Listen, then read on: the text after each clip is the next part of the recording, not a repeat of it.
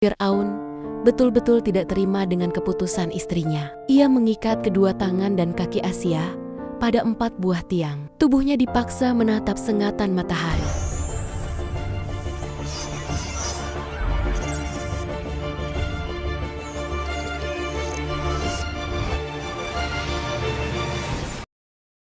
Assalamualaikum warahmatullahi wabarakatuh.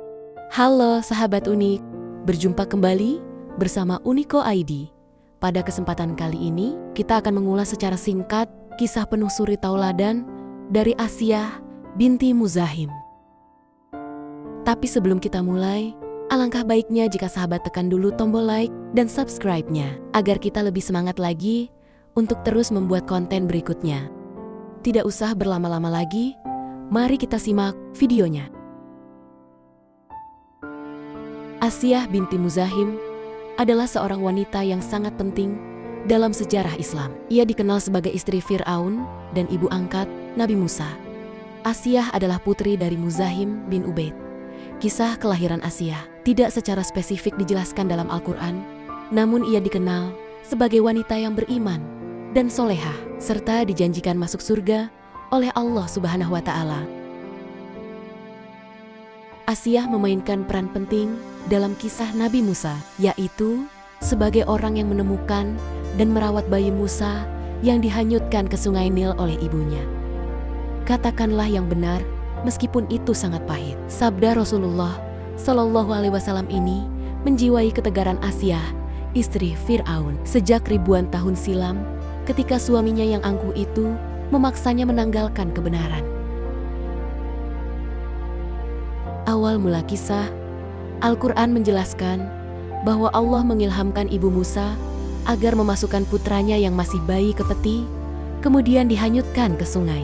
Ibu Musa kemudian memerintahkan kakak perempuan Musa untuk mengikuti dan mengawasi adiknya dari kejauhan. Musa kemudian dipungut oleh keluarga Fir'aun. Asiyah kemudian mengatakan pada Fir'aun, "Dia adalah penyejuk hatiku, dan bagimu, janganlah kamu membunuhnya. Mudah-mudahan dia bermanfaat kepada kita, atau kita ambil dia menjadi anak." Pada saat itu memang sang laknatullah Fir'aun membuat kebijakan bahwa jangan ada bayi laki-laki keturunan Bani Israel yang hidup, karena Fir'aun yakin akan ada kaum Bani Israel yang akan menghancurkan kekuasaannya. Maka dari itu, Musa kecil yang merupakan keturunan Bani Israel hampir dihilangkan nyawanya oleh Fir'aun. Tapi Asiyah melindungi Musa kecil. Kemudian Asiyah mengangkat Musa menjadi putranya, mengasuhnya hingga Musa tumbuh besar dan dewasa. Dan dari sini pula lah awal perselisihan antara Nabi Musa dan Fir'aun dimulai. Dalam kitab Ukudul Lujain, Syekh Nawawi Al-Bantani menceritakan hikayat awal keimanan Asiyah dari kesuksesan Nabi Musa alaihissalam mengalahkan tukang sihir suruhan Fir'aun. Penguasa otoriter yang mendaku dirinya sebagai Tuhan ini menantang Nabi Musa adu kebenaran dengan saling unjuk kebolehan.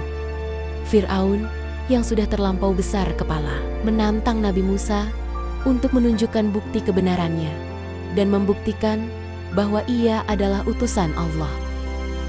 Kemudian Nabi Musa menunjukkan mukjizat dengan melemparkan tongkatnya yang berubah menjadi ular besar. Para penyihir Fir'aun yang menyaksikan mukjizat ini akhirnya percaya kepada Allah dan mengikuti Nabi Musa. Asiyah yang menyaksikan peristiwa tersebut akhirnya jatuh cinta pada ajaran Nabi Musa. Mukjizat telah terbentang dan kebatilan terbukti gugur di hadapan kebenaran tauhid. Istri Fir'aun ini pun mantap menyatakan beriman. Fir'aun sangat tidak terima dengan keputusan istrinya. Ia mengikat kedua tangan dan kaki Asiyah pada 4 buah tiang. Tubuhnya dipaksa menatap sengatan matahari. Fir'aun dan pengikutnya lantas meninggalkan Asiyah begitu saja, bak bangkai kadal yang terkapar di atas pasir. Penderitaan perempuan malang ini belum berakhir, karena beberapa saat kemudian Fir'aun memerintahkan anak buahnya melemparinya dengan batu besar.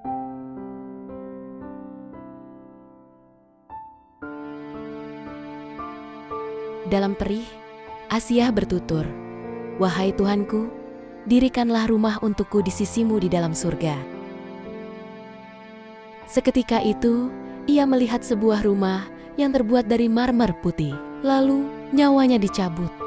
Sebelum tubuhnya ditimpa batu besar, hingga ia tidak merasakan sakit.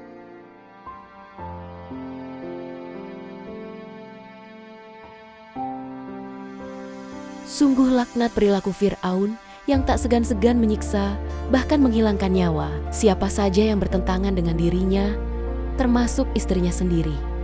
Perilaku Firaun ini juga menandai adanya struktur kekuasaan yang hegemonik dalam kehidupan bernegara, sehingga akses kritik atau berpendapat secara bebas menjadi buntu. Dalam konteks kehidupan rumah tangga, Fir'aun sedang memamerkan dominasi laki-laki atas perempuan yang menjadi faktor ketidakharmonisan dan kekerasan dalam sebuah keluarga. Sebaliknya, Asiyah mengajarkan kepada kita semua tentang kesabaran dalam menghadapi cobaan berat. Siksaan hebat dari Fir'aun tak menggoyangkan pilihannya terhadap ajaran tauhid. Berkat ketabahan dan keteguhannya menggenggam prinsip ini, Asiyah justru mendapat perlindungan dan kemuliaan. Dalam surat At-Tahrim, Allah Azza wa Jalla menceritakan kisah istri Fir'aun yang beriman kepada Allah Subhanahu wa Ta'ala dan Rasul-Nya, beribadah hanya kepadanya saja, serta dengan penjagaan Allah, dia selamat dari kejahatan dan kezaliman orang-orang kafir. Allah Subhanahu wa Ta'ala berfirman, dan Allah menjadikan perumpamaan bagi orang-orang yang beriman, istri Fir'aun, ketika ia berkata, "Ya Robku, bangunkanlah untukku sebuah rumah di sisimu dalam surga, dan selamatkanlah aku dari Fir'aun dan perbuatannya, dan selamatkanlah aku dari kaum yang zalim." Quran, Surah At-Tahrim, ayat 11. Pelajaran dan hikmah yang bisa kita ambil dalam kisah ini adalah penjagaan Allah Azza wa Jalla kepada hambanya yang beriman, serta bantuannya dengan janji dan kabar gembira yang meneguhkan keimanan. Allah Azza wa Jalla telah mengutus malaikat untuk menaungi Asiyah dan menampilkan istana yang telah disiapkan di surga, serta mencabut nyawanya sebelum batu besar menimpanya. Keutamaan Asiyah, istri Fir'aun, kesabaran, dan pilihannya untuk tetap berada di dalam keimanan meski bahaya menghadang, serta kebenaran peringatannya kepada Nabi Musa alaihi salam tatkala Asiyah berkata, "Ia adalah penyejuk mata hati." Surah yang membahas Al-Hasyas, surah ke-28, ayat 9. Nah, itulah tadi sepenggal kisah dari Asiyah binti Muzahim. Semoga bisa menjadi suri tauladan bagi kita semua. Terima kasih untuk sahabat Uniko yang telah meluangkan waktu bersama Uniko ID. Mohon maaf yang sebesar-besarnya jikalau ada kekeliruan dalam penyebutan gelar ataupun dalam penyampaian keterangan.